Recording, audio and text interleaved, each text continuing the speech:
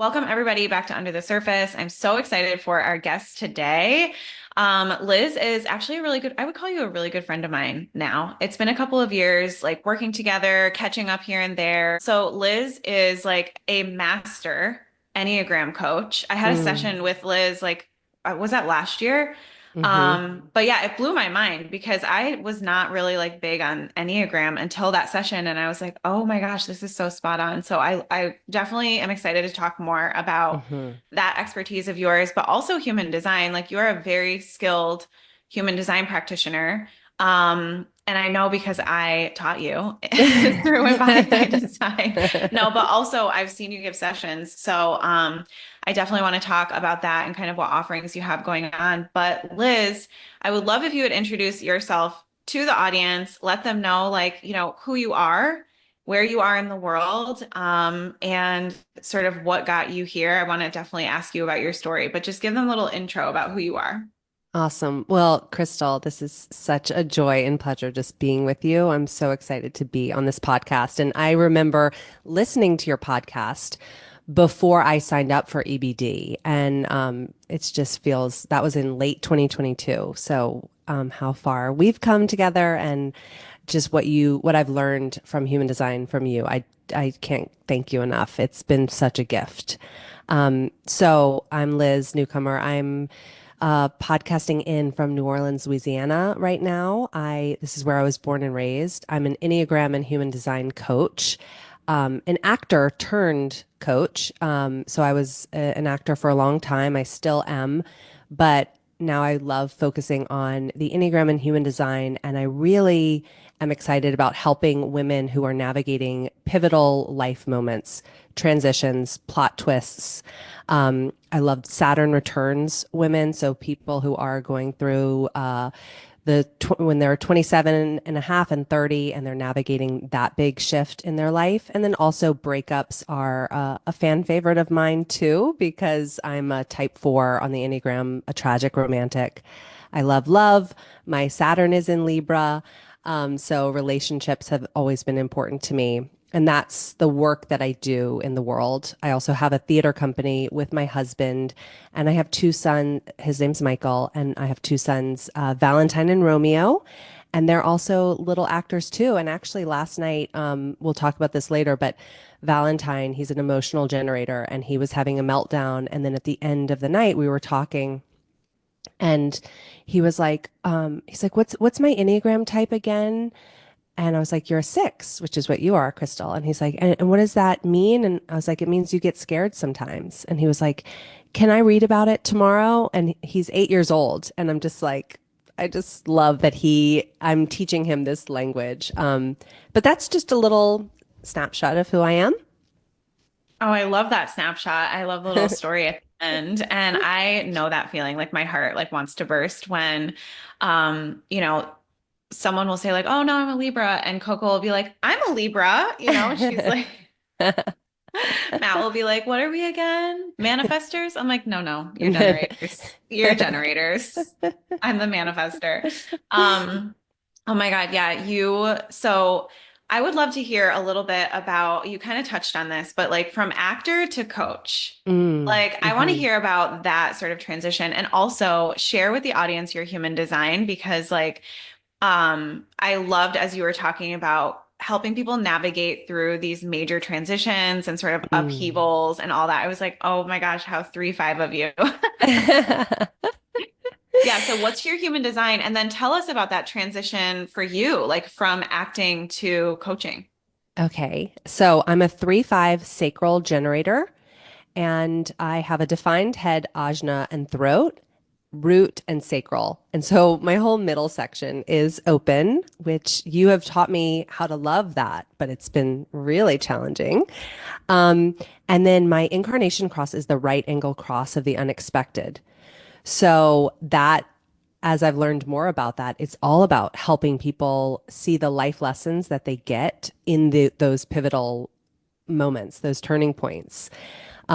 Also, you have one program which I totally love. I don't remember what it's called. It's the branding one where you go through like the different planets and gates. All right, you're talking about the embodied business intensive. So good.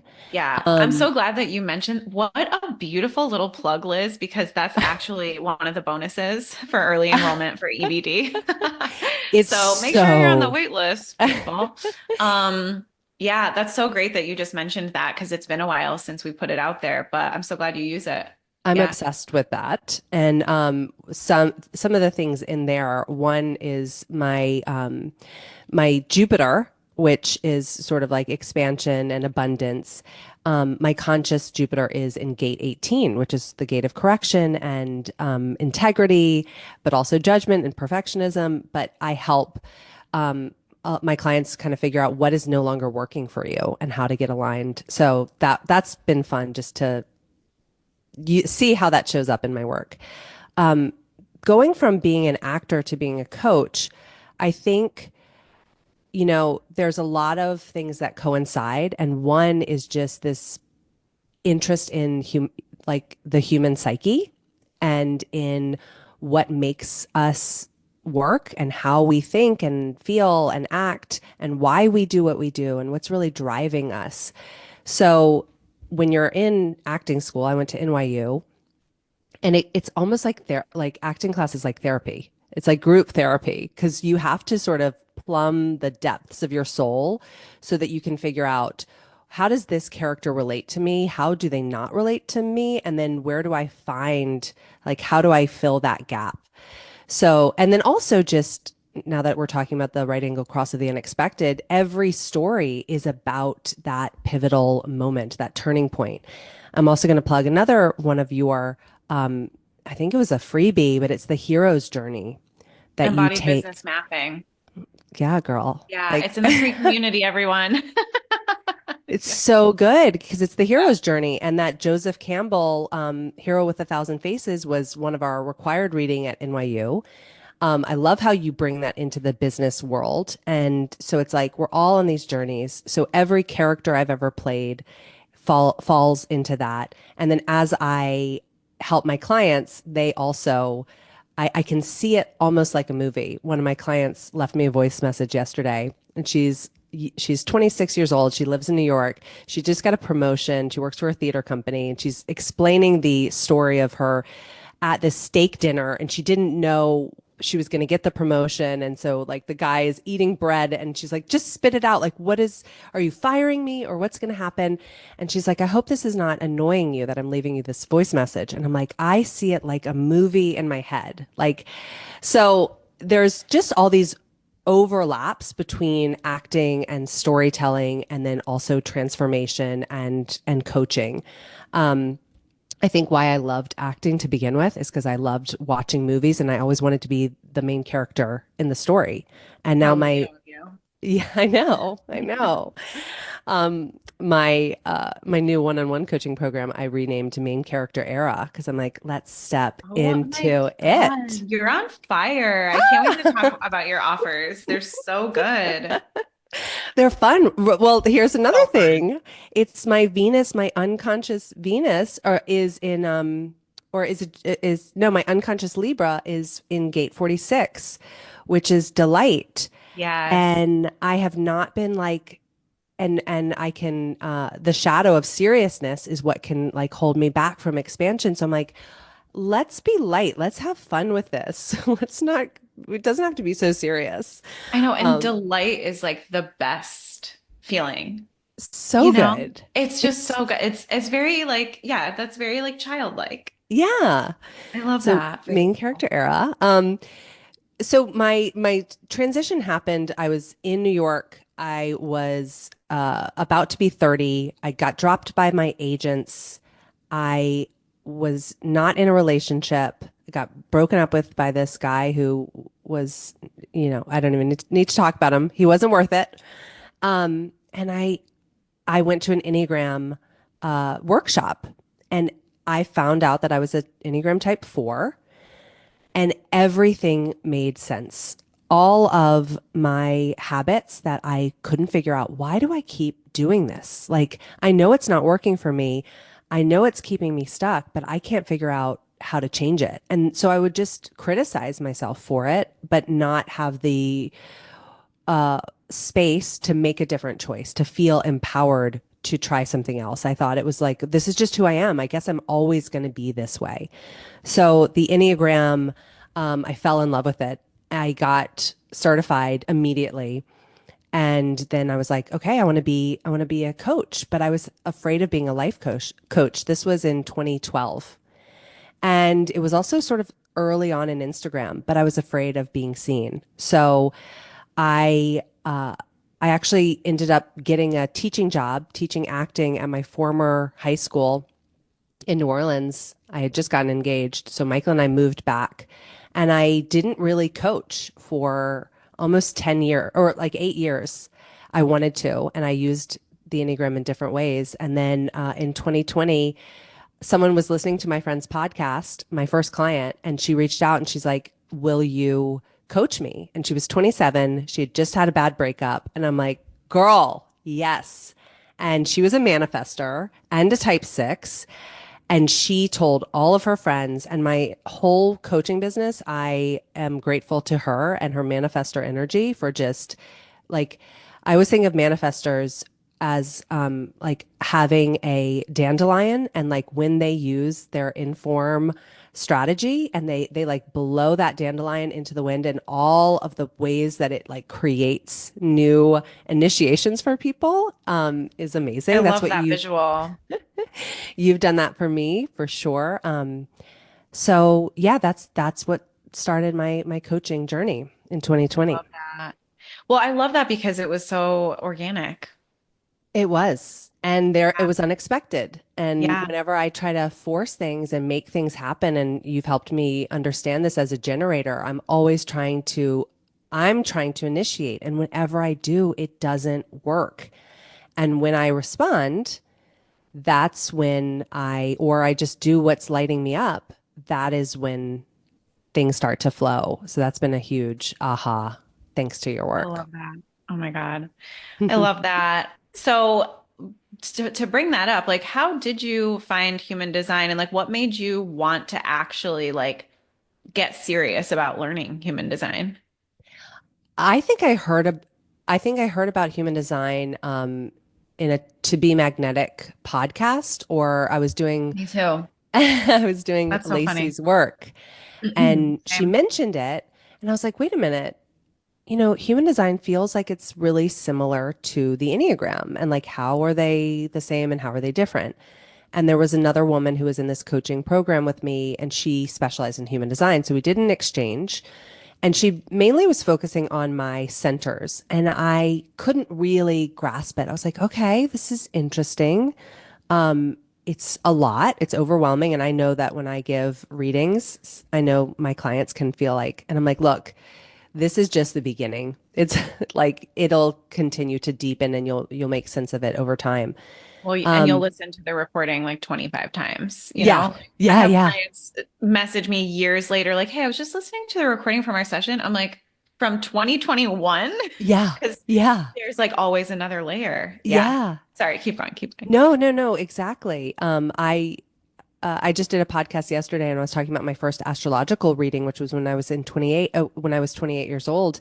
And I still listen to it and I still get things from it. And I'm 43 now. So it's just the human design is definitely like that.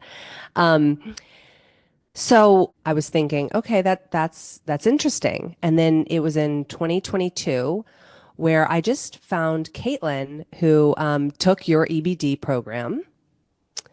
And Caitlin Grant. Oh, yeah. Yeah. I'm So interviewing she, Caitlin next week. oh, perfect. So Yeah. she's the one who brought me to you Oh, because okay. she had a very small program and it was called The Well Within. And she just Yes. focused on your unconscious and conscious sun and earth gates. So your incarnation cross gates. And it was only me and one other woman in that program.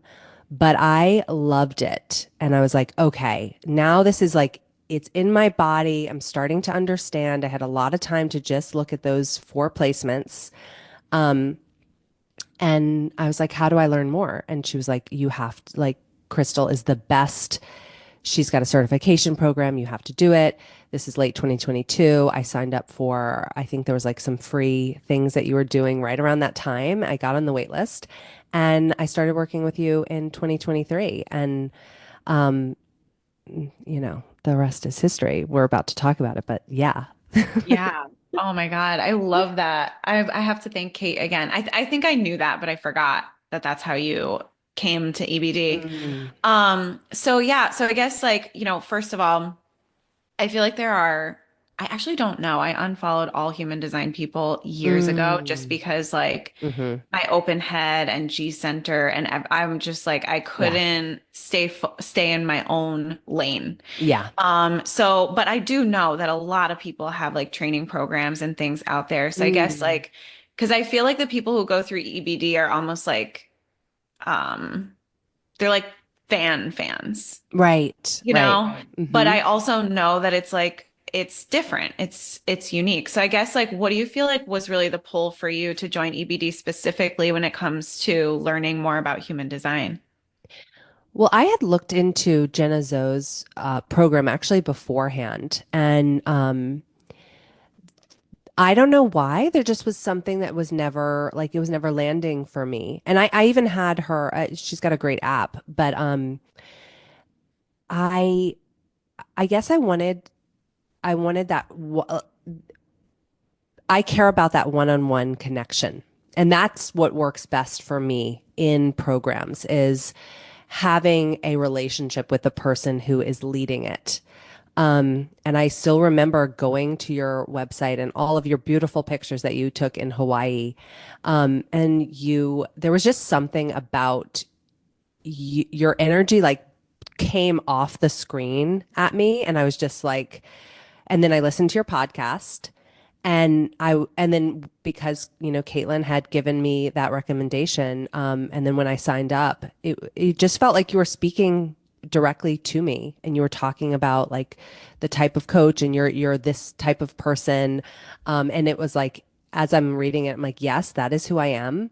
And then I don't know, I just felt like I had so much of your personal attention and I really like that. As a Leo, as a four, I'm like, look at me, look at me. And I felt like I got that from you and I really appreciate I felt like you saw me too.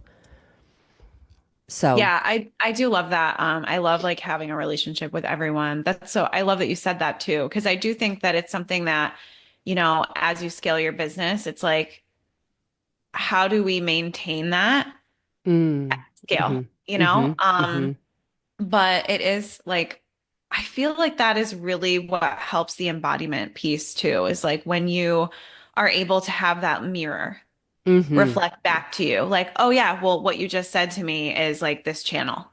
Or Right, what this pattern is that you're going through is this, and having someone reflect back to you like these different aspects that like you just can't see for right. yourself always, and yeah, so I love that. I So remember what the free thing was. It was on the centers. mm, You helped and going back to that first reading that I had that was on the centers that wasn't that I could it was like too much for me. The way that you and I still have like my journal of notes, the way that you walked through each center, I felt like I got so much value out of that and I understood it and I was like excited about seeing it in my life and applying it. That's what yeah, so I did have a taste of your work and I was like, yes, yes, I love it.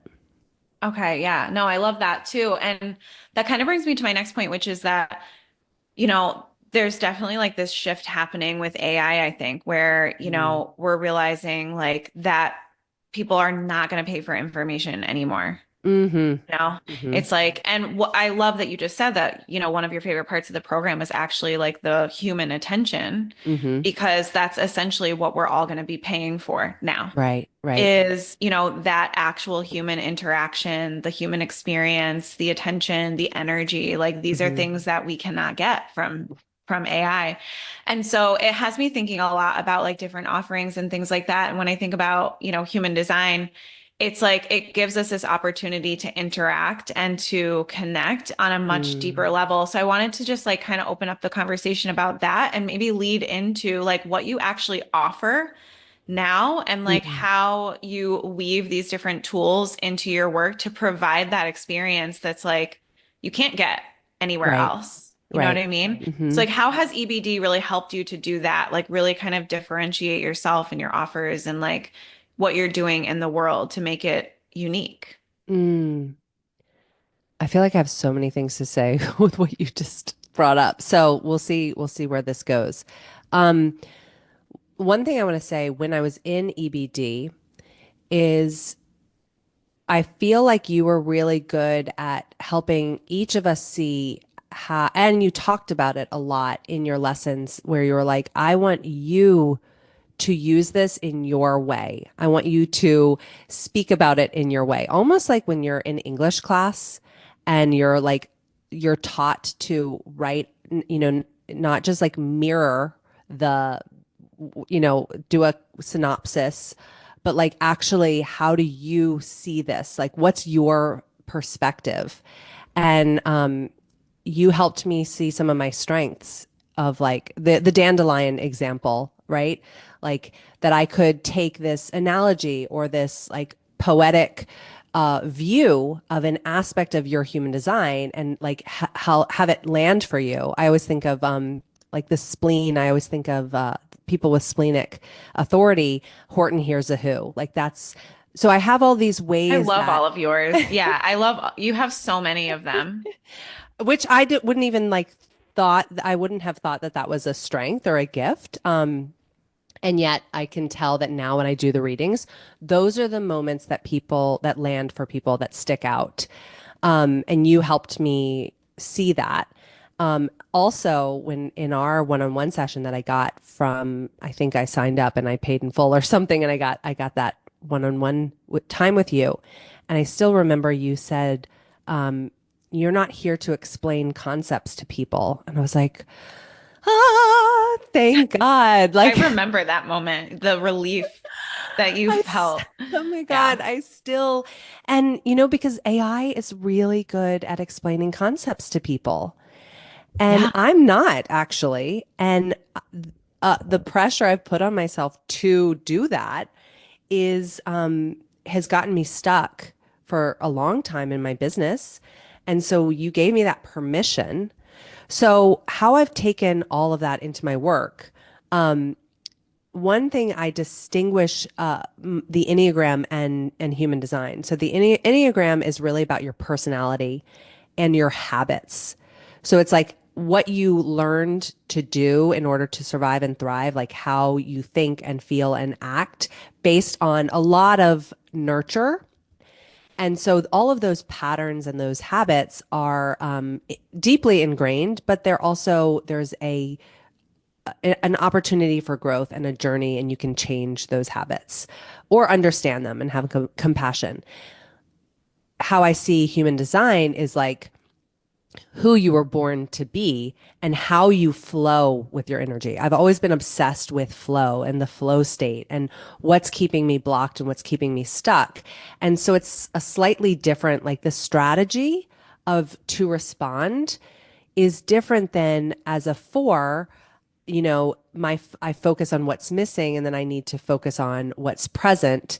It's just another, I feel like it's more, I love that you use embodied in your work because it does feel like it's more about my body energy and not so much fixing things with my head or with my mind.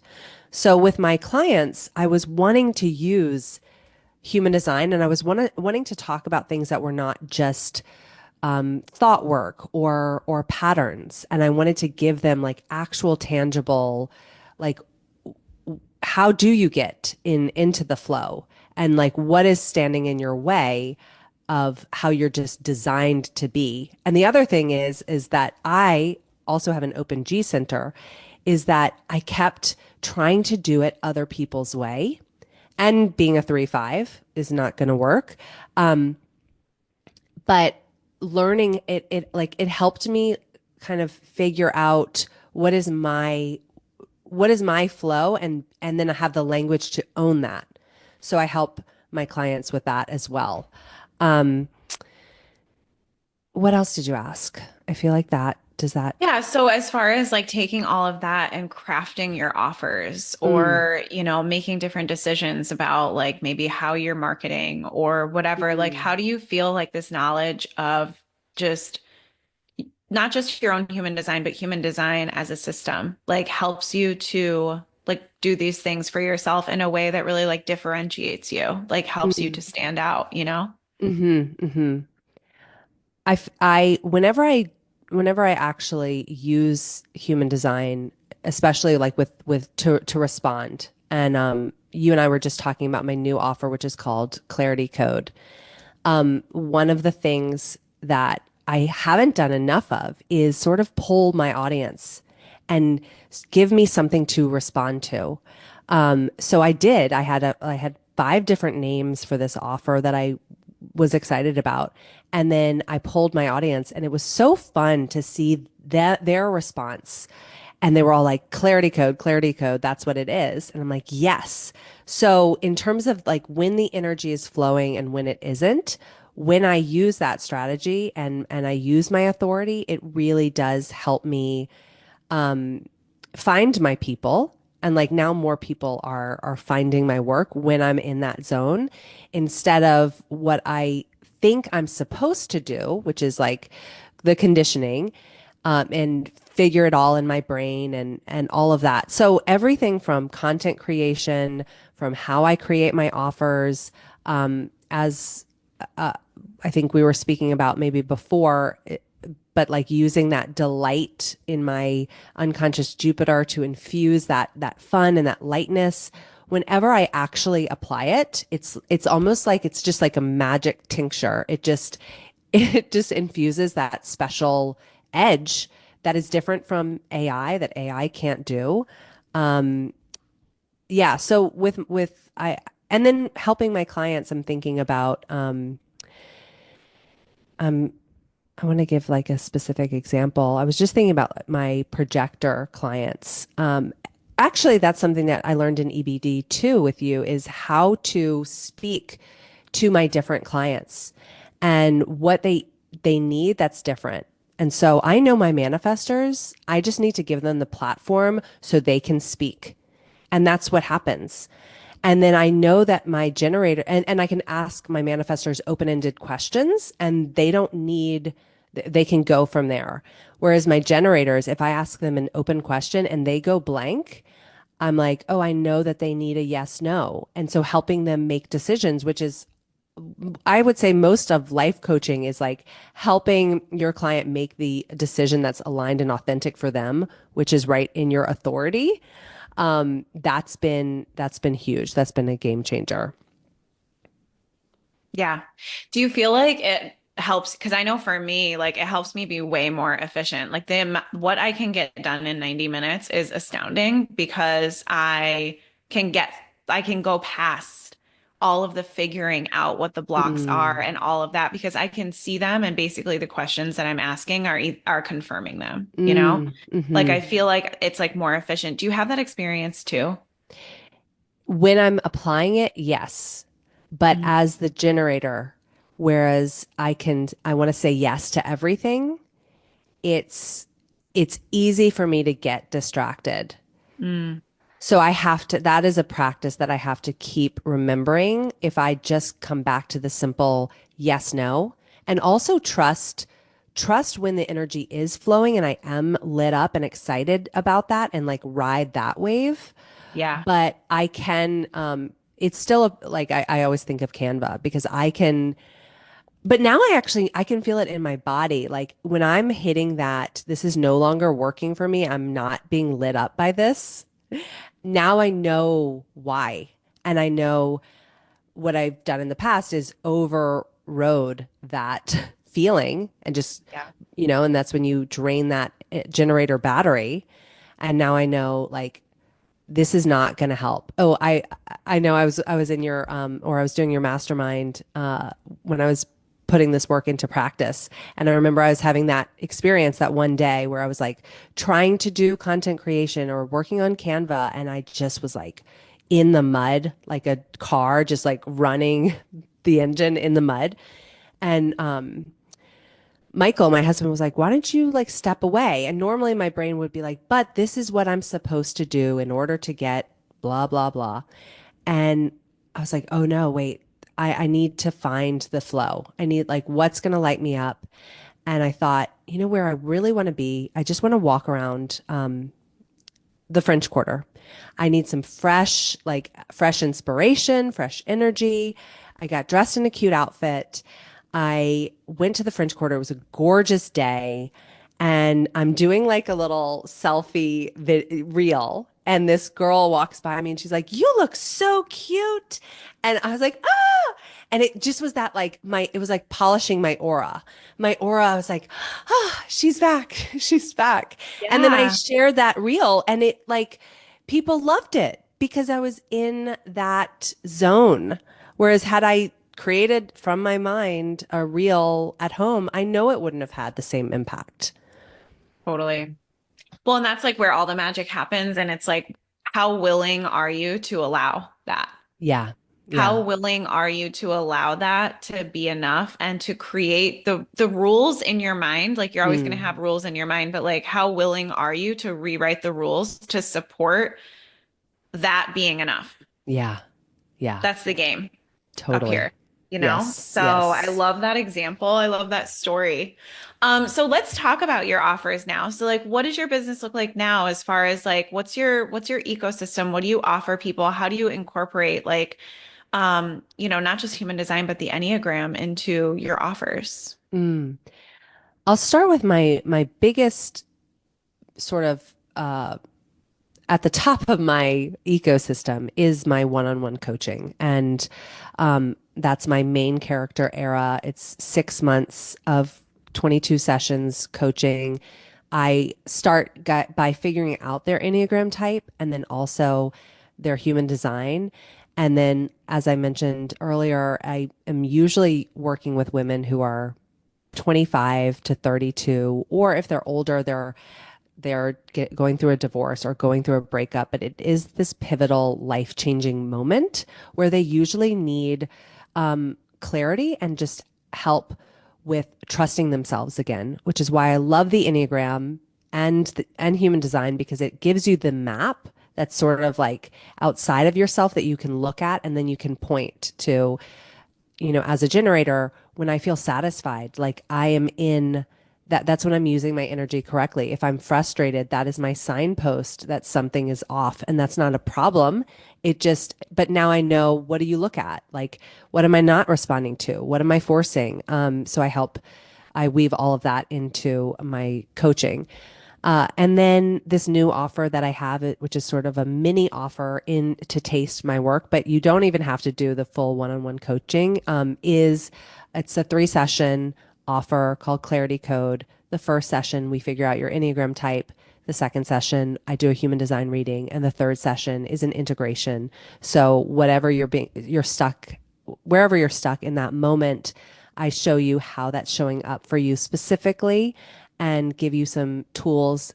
That's where I bring my coaching, whatever you need, mind, body, soul tools to apply. And that's what it looks like right now. I have other things that I'm working on that are in the mix that I'm excited about, which is I'm going to do a free Enneagram quiz, which I've been working on. It's just so hard to actually figure out your type through a quiz, but I've got that. Mhm. And then I'm going to do a little another magnetically aligned decisions where I help people. It's just going to be like a mini course. I have lots of Love that. other things, but that generator, I'm like, I've got to, No, I finish one thing love I before. love your offers. I love both of those one-on-one offers. Because the thing about it too is like we were talking about this briefly before we started recording, but people are just not they're just not paying for information anymore. Like no Mm, one, you don't need to. You don't need to pay for information. You can get like a pretty insightful, you know, um, reading or whatever from Chat GPT, you right, know?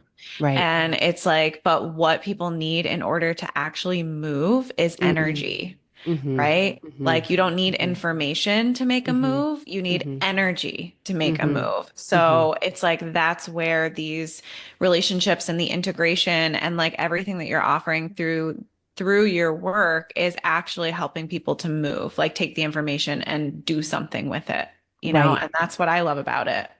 Is that it's not just regurgitating information at people. right. It's helping them to like embody it. Yeah, and I think you were talking to me about alignment with your audit and and say you said something like, it's the problem is not that you don't have the information, right? And I'm like, oh yeah, I have all of the information. That's not the problem is I'm not taking the actual steps to be in alignment with that information. Like I know everything. And I love Chat GPT. I call them chatty, but it actually like you can get really paralyzed. It can tell you exactly what you should do and it can be incredibly paralyzing. But if and that permission that you gave me when you said I'm not here to explain concepts to people and you helped me sort of brainstorm how I can use my 1156 channel to tell stories when I'm asked that like help move the collective forward. You brought it into, I don't know, like you made it tasty and tangible. And I know that that's what I do for my clients as well. It's like they might know it, but then I can say, okay, so you're a projector and you're a screenwriter in LA and like you've got all these ideas, but like who's asking you to share your ideas? Like right now, and when you share with that person, like who do you then feel like that feeling of success and fulfillment when you share those ideas and like then maybe reach out to that person or maybe share your idea with that person today.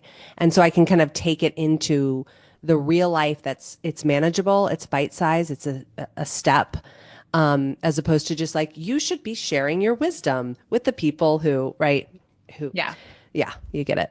Yeah, I do get it. Well, yeah, and it's those personal stories, those little tidbits, the embodiment piece that really is what Hmm. moves things forward, in whatever we're talking about. So, all right, Liz, thank you so much. This Thank was you for beautiful. having Thank you me. for just showering love all over me and my work. I received that fully, and for sharing your energy and your offerings with the audience. I'm sure that you'll get some new followers. Definitely follow Liz on Instagram. Check out Clarity Codes and Main Character Era.